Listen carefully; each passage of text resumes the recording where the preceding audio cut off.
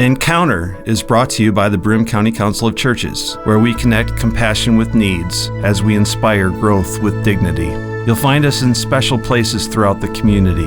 For those who remain hungry, we provide meals. For those who are challenged, we build wheelchair ramps. We comfort those who are ill, minister to those who are confined, and we remain an advocate for change and understanding on behalf of every element of our community. Connect and inspire. Encounter the Broome County Council of Churches. Friends, welcome to the Encounter program that is sponsored by the Broome County Council of Churches. My name is Mark Kimpland. I'm the pastor at the Endwell United Methodist Church. Before we begin this particular program, I would be remiss if I did not send congratulations to the Maine Endwell Little League and all they have done with the All-Star team in the Little League World Series in Williamsport, Pennsylvania. My congratulations to the team, to the parents, and to the coaches. You have made us very proud in the Southern Tier. With that said, I'm going to continue my time on the Encounter program by sharing and introducing and having you hear from some pastors that are new to the area. We're going to be spending the next month or two to introduce some of these folks, and I have the honor and the privilege this morning on this Encounter program to introduce to you a clergy couple that is new to the area as of July 1st. And it is my honor and privilege to introduce Dave Piatt, who is serving the Hawleyton and Conklin Forks United Methodist Church, and Jenni, his wife, who is serving the Nimmonsburg United Methodist Church. So Jenni, Dave, welcome. Thank you. Welcome to the Southern Tier. Welcome to the Encounter program. Glad to have you. It's good to be here. Let's start with this. Let's start with your backgrounds. Perhaps where you were raised, your education. I'll use this as a jump ball since there's two of you in such things. Right. Whether it's age before beauty, man before woman, however you want to do that. But how about a little bit of your background that brings you to this point in August of 2016 with some of your backgrounds? Okay. Go ahead. All right. I grew up on the Southern Tier Expressway, about 2 hours to the west of here in Arkport, New York, just a little community. I grew up in a fairly large family, and we were always involved in church, although at the time, Presbyterian church. But my heritage is United Methodist. It goes back a couple of generations there, and I have gone from there through a variety, of course, of life's experiences before actually entering into ministry. But I'm a graduate of North Country Community College in Saranac Lake. I have an associate's degree there. I've did the 21-year plan at Hawleyton College, started in the 70s and graduated in 97. And that was an exciting time, those couple of years there, the last couple of years. Went on to seminary at United Theological Seminary out of Dayton, but they had a Buffalo campus at the time, and I was in the first cohort there, so the first graduating class of that before they transitioned that in a whole variety of ways. And then most recently in 2011 received my Doctor of Ministry degree from Trinity Theological Seminary in Newburgh, Indiana. And in the meantime, I've pastored just a number of churches. I started off in Western New York in the Cornerstone District. Actually, I started in Mountain View for about 3.5 years, and at Rushford and Centerville, then went on to Frewsburg Trinity United Methodist Church. That's where I met my wife, Jenni. And from there, we moved on to Cattaraugus and Wesley, where I served for 8 years, and then most recently Ogdensburg and Morristown, and then Waddington up in the North Country in the Northern Flow District. Now I'm down here in Hawleyton and Conklin Forks, and I just tell people I'm the border patrol. I just keep going from border to border to border. So you have how many years then of ministry under your belt? I started in pastoral ministry in 1995. Awesome. For 2 years I was an assistant pastor at Springwater Church of the Nazarene. And then after graduating in 95 or 97 from Hawleyton College, that's when I became a United Methodist. Wonderful. And my first official act at Rushford United Methodist Church was to receive myself into membership as a Methodist so that I could begin that process toward ordination. Yeah. Well, we're blessed to have you both in the United Methodist Church. We truly are. Jenny, what about your background? Well, I grew up in the United Methodist Church. My grandfather and my grandmother were both United Methodist pastors. My grandfather was an ordained elder. My grandmother was a licensed local pastor. Wow. Her certificate is up on the wall right next to mine, and it's just really a neat heritage.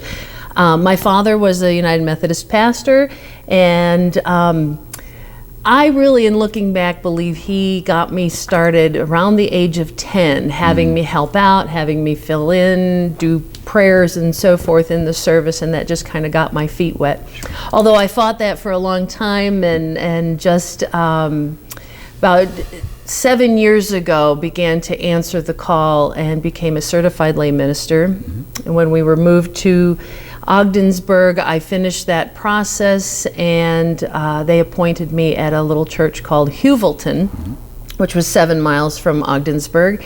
And I served a wonderful group of folks there and became a licensed local pastor.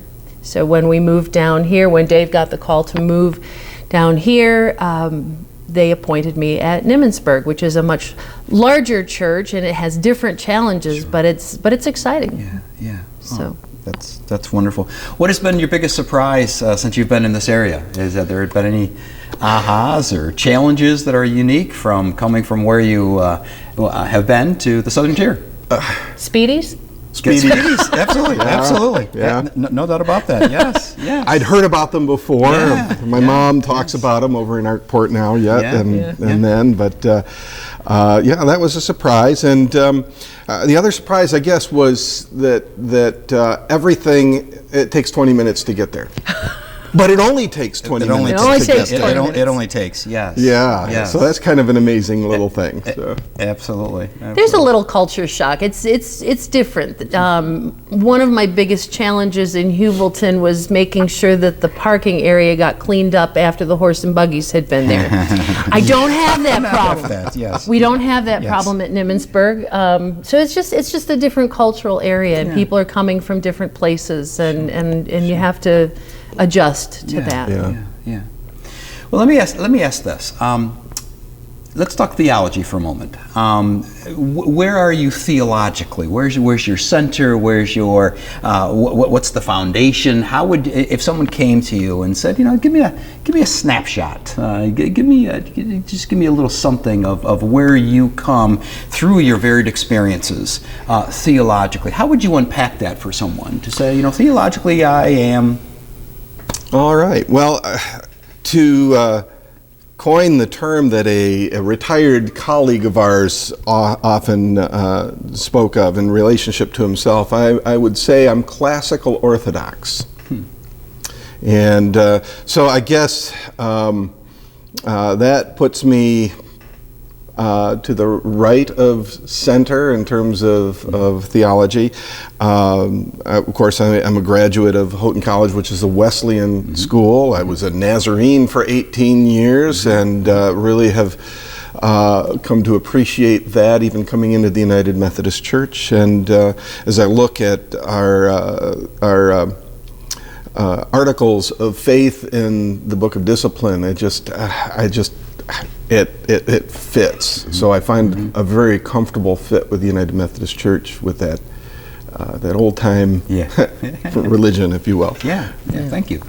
I would agree. We fall down in about the same place on that. If I had to sum up theology in one word, I think that word would be grace.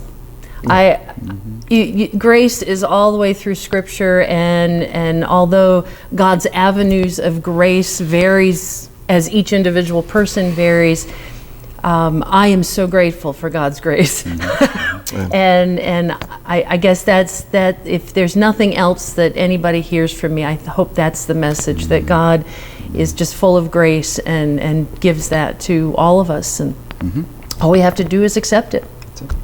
Awesome. Thank you. You've been here almost 2 months, correct? Yeah. So I'm sure you know everything about everything now. Well, on some things, I guess, too much about some things and not enough about a whole lot. Yes. But just of what you see, and I know this might be a difficult question, but an appropriate one. Share your visions right now. I mean, here you're 2 months in, and you're getting to meet the people, the community, kind of taking a step back and looking and assessing and such things. What for each of you would you say is your vision, at least out of the gate? You know, at least starting your ministries where you find yourselves. Can you kind of share that a little bit? Your vision for your church? Yeah. Well, one of the things that we both really heard in prayer and meditation and so forth, preparing to come here, is that we first need to love the people that we're serving. So that's first and foremost, and we want to get to know them, and we want to love them where they're at and find out what their gifts and graces are. And then expand that to loving the community. And I know for Nimmonsburg, we have, we're right across the street from the community college and across the street from the United Methodist nursing home. And we have a lot of folks in those places that we can minister to, but that's quite an age gap. So we're working toward how to find out what those folks need and how to love them best. And it's my hope that as I love the people of the church and help them find themselves in ministry, they can then go out and we can together love the community. Great, thank you.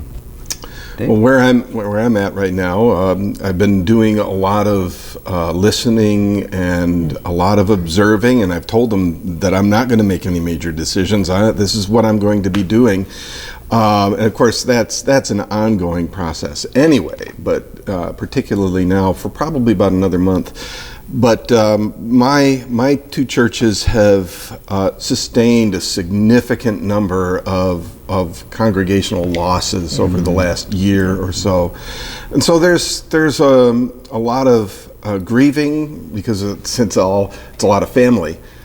Church family as well as relationships, relations.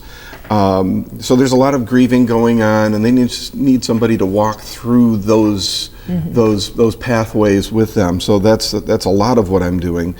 But the impact of those losses is, it's many faceted. One of the facets is they're losing the folks that had all the vision and direction and all of the ways and means of doing things in the church. So we have a new generation that is trying to step up, that is uncertain a little bit about how to do things. They're doing a great job, but they feel uncertain. So one of the things that we'll be doing is looking at what we're doing and doing some more talking and training, but more than that, they have a longing to reach out to the community. Now, the funny thing about Hawleyton was that when we came down for our intake, we drove around a little bit. And we went through Hawleyton, and I finally asked, I said, so tell me, where actually is Hawleyton? And they said, well, it's pretty much the church. So my wife and I are now the community of Hawleyton, in some sense anyway.